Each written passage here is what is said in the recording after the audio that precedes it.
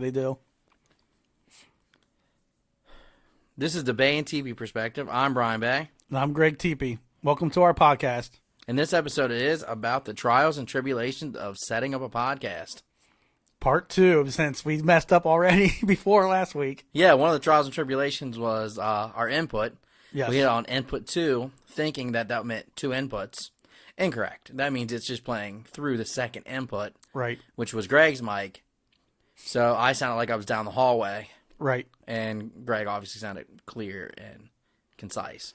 Now, we did try the 1+2 last week, but like you said, I think we did it so fast that we might have missed the setting, that when we did the playback, it sounded really off. So we never went back to it for some reason. No, there was like some alien kind of some weird stuff going on. Yes. So we just never went back to it. But then after further research of my notes from previous practices and whatnot, I was like, no, that's definitely how we had it. So we'll have to figure that out.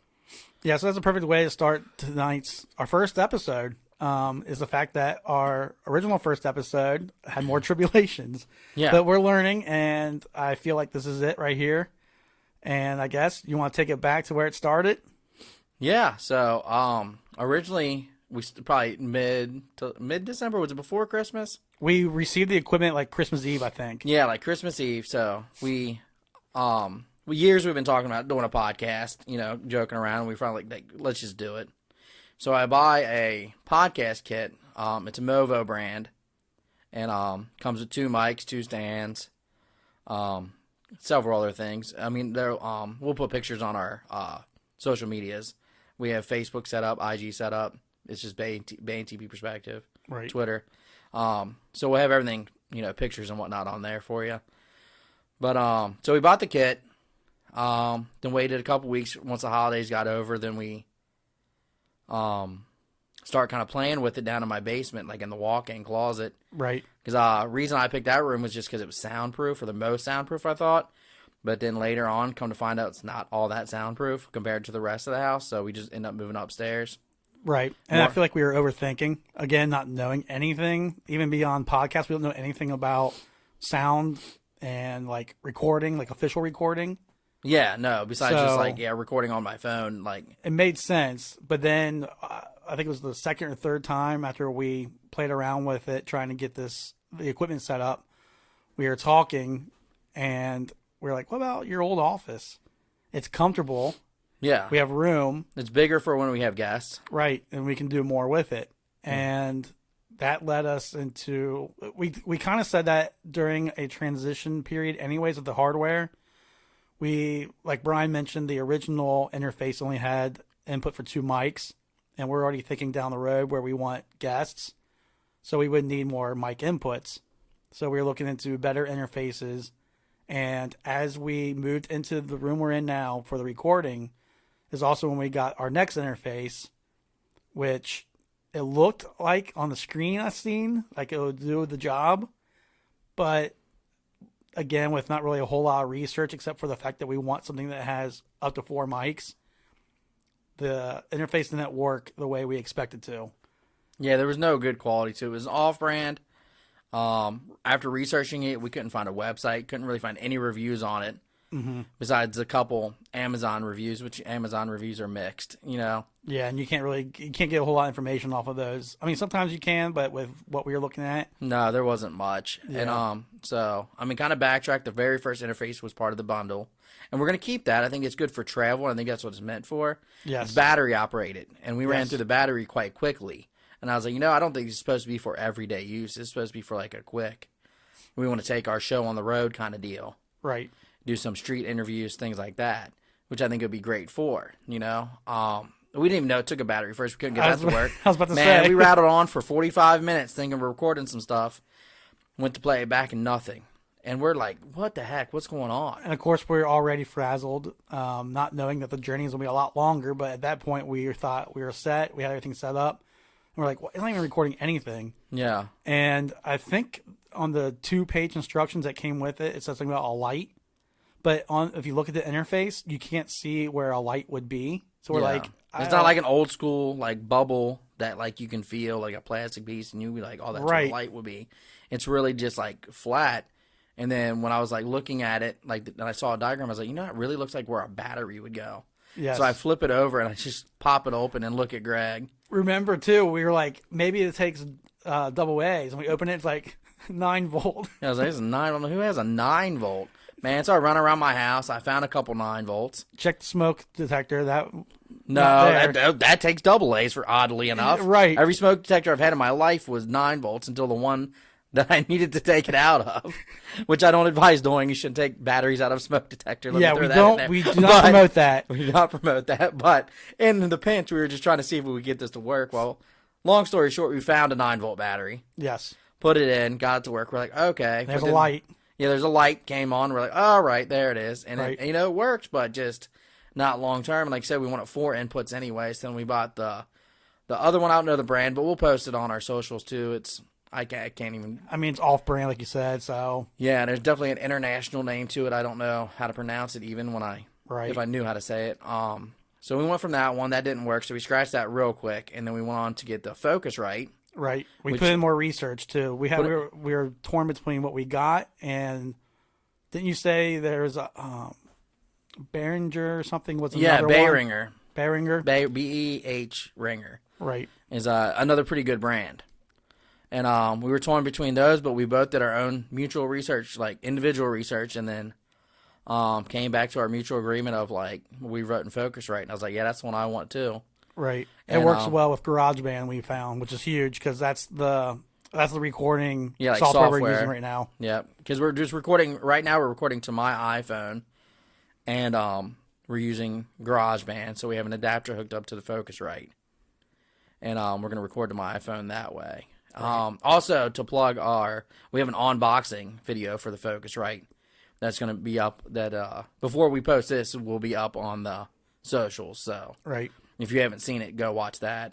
See our excitement of the actual equipment. When we opened this, you could tell it was good equipment. Oh yeah, it's aluminum casing, and like you can just tell it's quality. It has weight to it, which is usually a quality test. Ironically, with electronics, yeah, all the inputs seem solid. They're not loose, no janky, nothing rattling around or anything. Yes. So it does seem legit. Though we had issues with that. Yes. But that was more just user error. Yeah, it's a lot of our not knowing. Except if I have one criticism on it at all is the fact that it also has lack of instructions. Yeah. Which was told to me when I purchased it. I did read that it says one of the negatives was lack of instructions, but that was the only negative I could find in all the reviews. So I was like, we'll roll with it. How hard could it be? Yeah. So then we had to contact their help desk via email, and it took a while for them to get back to us the first time. Right. And it said it might with the COVID going on. It said they have less people and And it was the middle of the night, technically. And it was the middle of the night, so I think it was going on a weekend or something. So it took a few days, and we were even talking about returning it. We're like, let's just return it before we lose the chance to, and then I saw the email and I was like, hey Greg, I think it's the day before. Yeah, I was like, hey Greg, you might want to check this email out before I go take this thing back. And then you're like, well, you want to give that a shot? I'm like, yep. So we go through. Basically, what it was, the first problem was we couldn't hear ourselves. Yeah, we could not hear ourselves at all. So we couldn't hear ourselves in the headphones, and then so basically that was we need to hook it up to an actual computer so we could play around with the settings. So if you plan on doing the podcast like we are right now, and plan on doing in the future at least, with on the iPhone or even the tablet, bring a computer for the initial setup, and then you can get your hardware talking properly the way it configured basically. Yeah. And then once that's set, you're good. But you also want to make sure you're running Windows or Mac OS as well. Yeah, not a Chromebook. Not a Chromebook, yeah, because I have a Chromebook and did not work on that. Right. But I'm very ignorant when it comes to computers. That's not my gig. That's Greg's gig. Right. And to me, I was like, well, what's the difference between a Chromebook and I thought it was Windows, essentially. Right. To me, there's Windows, and then there's Apple. Right. I didn't know there was a third. Even though I owned the third. I just didn't realize there was third or more. Yeah. And there is more even, but to me, the commercial ones that we would use are the three you said, unless you're a geek, and I can say that because I'm technically a computer geek, but I'm not into what I'm about to say. Is you can also use like Linux and I've heard of Linux. Yeah, text-based. I've heard of Linux. Yeah, so there's more, but the popular ones are the Windows and Mac OS. Yeah, so basically you need to use Windows or Mac. Yes. To set it for up. initial setup. For initial setup. And save yourself a headache. Get your settings right. Right. So we got through that. Then what was the next issue? The buzz. The buzz. Yeah, we had a constant buzz in our ear. Couldn't figure out why. We're playing with it, racking our brains, blah, blah, blah. So then there's a stabilizer that came with the Movo kit that kind of goes around the mic, and it's supposed to, when you hit the mic or the stand, it's supposed to, absorb the vibration. Yeah. You can't filter it out, if you will. Right. And that was causing the feedback because I'm assuming because it was metal and it had and that's what we're using to hold on to our stands. Right. Which did not come with the bundle, by the way. It did not come with the bundle. No, the stands did come with it, and they're tabletop ones, but we wanted ones that, and again, we'll put all this on the socials, but they're floor stands, basically. We seen them, and we're like, we like that. I seen them online, and so we bought some Amazon Basic ones, right, and they work pretty good. And luckily, the Movo bundle came with plastic mic holders that we could hook up to the stand, and that works, holding our mics for us, and got rid of the feedback. Correct. Or the buzz, yeah. Yeah, basically the stands, another nice thing about the stand is it gives us room, and it has it's an arm stand so that you can adjust it where the stand itself is away from our feet. And we're not using the tabletop one anymore, which is still, the tabletop was good. It's just we wanted more room because we're running the actual podcast. Yeah. I still think that we could potentially use those for our guests, depending on what they want to do, etc., down the road. Yeah. Basically, I think the Movo is an excellent kit to start out with. Yeah. It's just you need to know your vision, and if your vision is a show like Brian and I are doing, where we do plan on having guests as well, and it's not just going to be just us two.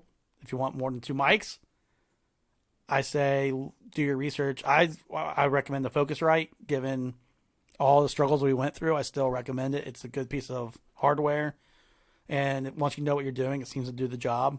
Yeah, no, I agree. So, so far it's great. We just had to get some kinks worked out. Right. But I did want to mention back to the problems that we are having because of the buzz. Like Brian mentioned, we think something to do with the metal with the stands because the mics that we're using they didn't come with the stands. They're separate. Yeah. So luckily, Movo, great bundle, had all this equipment, had a, what would you call it? Like a bracket or something to hold the mic. The plastic bracket to hold the mic in place. And I did it. And when Brian told me that, because we figured that out after I left, and I think it was the next day when he got home from work, he's like, it worked. Or before work even maybe. And he's like, that did it. I'm like, oh, thank goodness, because I don't want to look at any more hardware. Yeah. And the side note, like our timeline is we've only really been able to link up once a week. Right. So like that's kind of why it's been ongoing also, because we're recording right now. This is what, March 3rd? 3rd, yeah. Technically is when we're recording this right now. Not that it'll even be posted for a couple more weeks, but our initial recording right now is March 3rd, so it's like from December, December and basically Christmas Eve to now. Right. It's taken some time, but it's once a week we've been able to get together for a few hours a night. Right. And just try to play with things. And like I said, we probably would have had a lot more recorded if we didn't have the bumps in the road. So that's kind of why we chose to do this episode, to hopefully help anybody else that wants to start a podcast bypass all these struggles that we've kind of just learned on our own with, next to no knowledge. Right. Yeah, think of this one's more of a informational / our advice podcast. I mean, a lot of our podcasts will be advice, but this one's literally about podcasting. Yeah, like setting it up. Now, I will say our mics are XLR mics. Yes. USB would be vastly easier for a quick startup and go. But everything I've read personally and research is that long-term XLR mics are just better quality and more professional. And we're not by any means professional, but we're definitely trying to use the best quality equipment that we are willing to pay for. Right. We're not going to we don't have Rogan money. We're not going to, we don't have Spotify money. We're not going to sit there and buy, all his equipment, and spend tens of thousands of dollars on it. Right. But we do have decent equipment, and like I said, from what I read, the USB mics have came a long way. Right. But I just want to go, I'm old school, and I was like, I'm aware of the XLR mics. With my minimal knowledge, I knew those coming in. I didn't even know they had USB mics, honestly, until I started researching this. So, and just for those that don't know what XLR mics are, those are the ones that you see anywhere else. In my head, at least, that's how I call them. Like if you see a concert or old school stand-up comedy or something like that, it's those mics, not computer mics. No, like the old school wired, Yeah, I didn't know what they were called until we started doing this. No, I didn't know they're called XLR, but they're the ones that look like normal mics. Exactly. And what I would consider normal wired mics, And again, you'll see it in the pics on the socials. Yeah, But, we'll take a lot of pics and, video and whatnot and put it up on socials. right, Just so you guys can visually see it. right. What else do we got? Well, so early on, the planning part of a podcast, I'll go that route. Not necessarily issues, but first, we kind of already hit on it. You want to know what equipment you're using Yeah. and where you're doing it. That obviously helps. The other things you might want to think about is if you want to have social media to plug your episodes. We went ahead and went with Facebook, Twitter, Instagram, the big ones. Another thing, when you decide to stream the episodes, I believe a lot of the streaming services, if not all, require or at least recommend a logo. Yes. So you might want to think of that. We were able to reach out to Steve Lindsley to make our logo a reality. Brian and I did sketch a very rough Yeah, we're not idea artists of what by we any want, means. Yeah. but Steve made it He's the artiste, if you will. right, Yeah. and he made it look good. Yeah, Steve Lindsley Graphics is his plug. Right. Thanks, Steve. Yeah, he's a good guy. He'll take care of you, get it looking right and crisp. Yes. And he sent us a rough draft real quick, and we're like, yeah, that's what we want. He's like, all right, well, I'm gonna crisp it up for you, and then he crisped it up, and it looked great. That's the logo we use for our socials, and Right. once we post it, we're gonna post to Spotify, SoundCloud, Apple Podcasts, Right. and then we'll have YouTube as well. Right.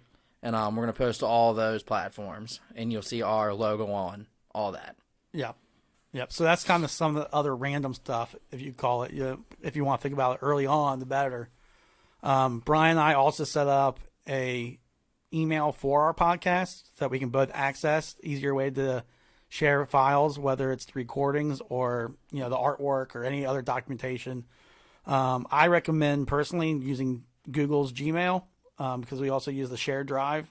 Yeah, the That shared comes drive with that? helped take us a long way. So Right, so that way you can share your recordings or store your recordings on that if you're doing it with a partner, I guess I should say. yeah, I recommend that.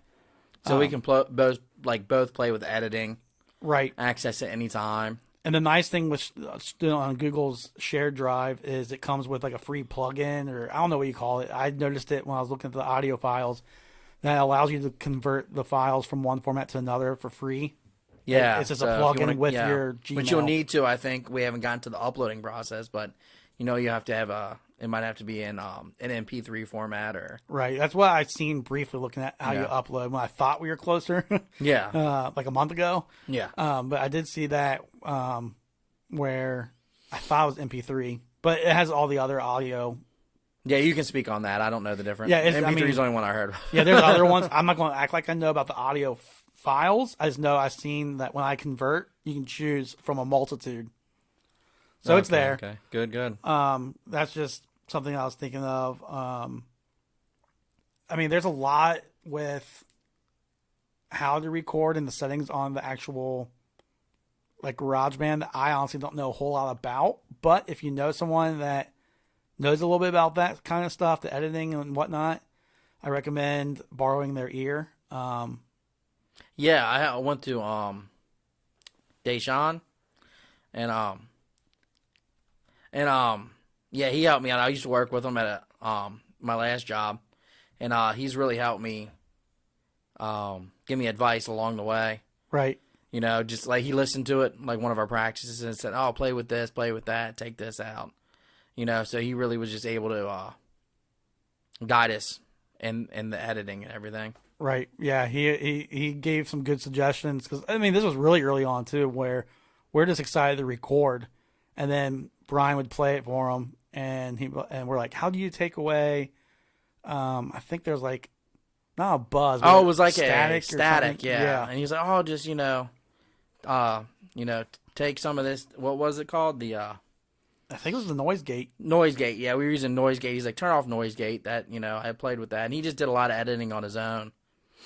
He had some time too, so he played around with it and helped us out. Right.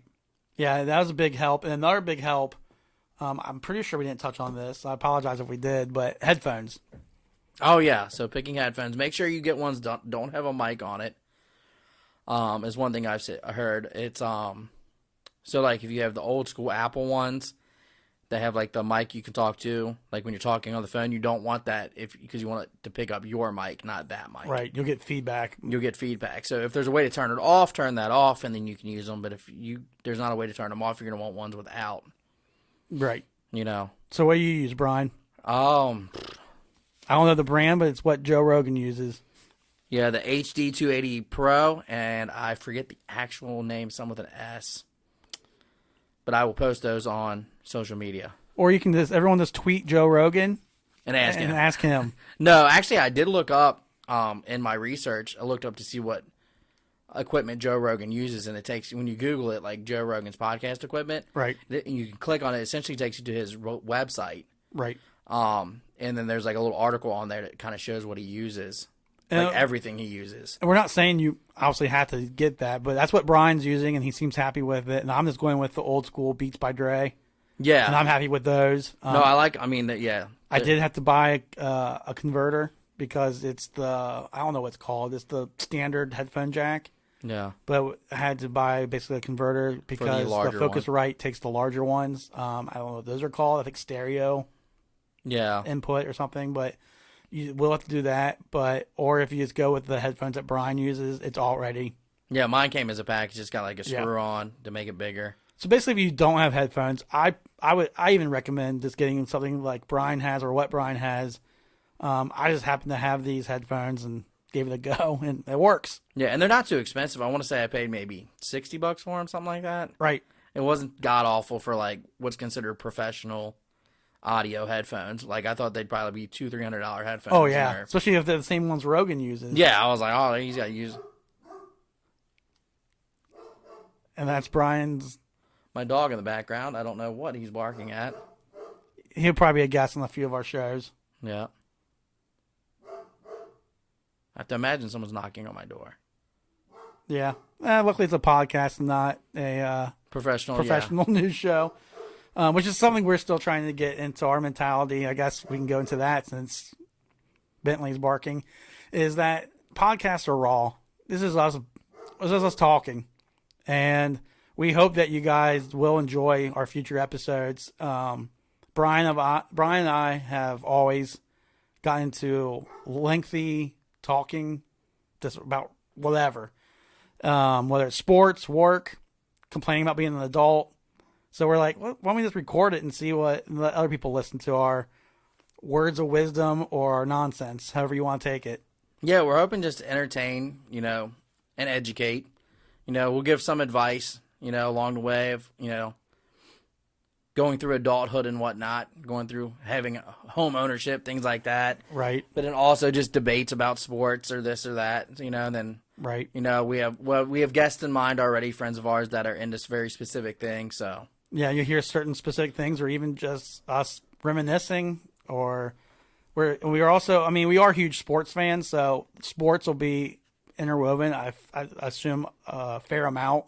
But it's not going to be all sports. No, we have friends that do a podcast, Dirty Plays, and it's specifically sports related. Right. Which is fine if you want to do a certain subject. But I took more, I hate to keep comparing this, but like Rogan's one of the big ones we listen to, but Rogan or really even Bill Burr, they both kind of just do whatever. Yeah, I'll say Bill Burr's, I think we're a blend of like Bill Burr and, well, I shouldn't say we are them because it's our first episode, but our vision is a blur of like Bill Burr and Joe Rogan, where Rogan has like an idea for the episode based off his guest, but we're also kind of like Bill Burr, where we just want to say stuff off the top of our head and complain about things, and you might even hear Brian yell in the future episodes. Yeah, and Bill, I know with Bill Burr's another favorite of mine.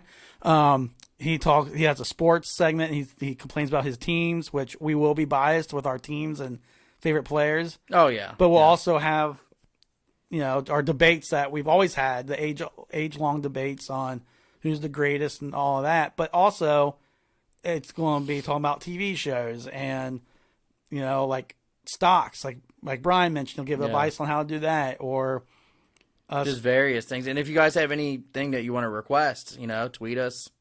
Yeah. Tag us on Facebook, whatever. We'll take advice, and if it's something we feel like we can talk about or know anything about, we'll get into it. Yeah. If we have any more questions, if you want to if we do an episode and you need more follow-up, we can either answer you, if it's short, we can answer you via, socials. But if we feel like we could do another episode and do a follow-up episode, we will. I figure we'll probably do a follow-up episode on just like recapping where we end up at. Yeah. With our podcast, stuff like that. We got 25, 30 ideas of just various podcasts we're going to do. So yeah, just to start off with. Yeah, just to start off with and kind of play around with. So yeah, there's going to be all kinds of stuff. It's the nice thing is we have that many episodes to start with, but life keeps going, and which means we'll keep having ideas, and there'll be sports events. We'll still be able to talk about them, and just and we travel. So any traveling we do, right? Together, separately, whichever. But we like to go on our trips and whatnot. So things like that. Just anything in general. Yeah. So it's just like anything you think people would be interested in talking about, or what you want to talk about, and and if people listen, they listen. If they don't, they don't. But I'm having fun in the journey. Like I said, there's frustrations, but like I like learning new things, and I've always been into like the audio industry. I always kind of, and it's fun having a hobby on top of it. Like yeah, it's another hobby. Like I was just thinking, like it's been so busy all of a sudden this year, but weird busy. There's work, but it's because we're starting our own podcast, and we're also part of another podcast with two of our best friends. Yeah, that's called Fourfold View. Correct, and we're going over a book. Yeah, we're recapping a book we're reading, so we're doing that one via what you call it, Zoom. Right. So that's like a Zoom podcast, if you will. Right. Which we're going to post on, the same sites that we mentioned before, but obviously you'll be able to visually see us there. Right. So I want to shout out Antoine Watson and Curtis Winkle on that. Yeah. Yep. Two of our pretty much lifelong friends. Yeah, I've known them 20 plus years. Right. So we've all known each other 20 years at least, I'd say. So we're getting into this world of podcasting, and like Brian said, it's fun learning something new. It's frustrating in the middle of it, but the journey is worth it. And like I said, if you're looking into getting into a podcast, you're probably going to run into headaches. Maybe not. Maybe you just maybe you know more about audio equipment than we do. Or you go a different route with the equipment. But either way, if you do run into hurdles and it's something you still want to do, I just recommend keep at it. Ask people. The resources are huge. Yeah. Obviously Google, Yeah, Google. YouTube, reach out to the customer you bought it from. You'll get it. We did. Yeah, we got there. I think we're there now. I think it's turned out pretty good. So yeah, and I've enjoyed it. I think I can say that more so now that we're at this point than say 3 weeks ago, and it's 11 o'clock at night. And we're looking at each other like, I don't know. Yeah, I have no idea how to fix this. Yeah, I have no idea how to fix this. I have no idea what's going on. Those were rough. So all right, I don't have much else. Are we done or? Yeah, are we done? I think we're done. I think we're done. All right. All right. Peace. We'll see you next time.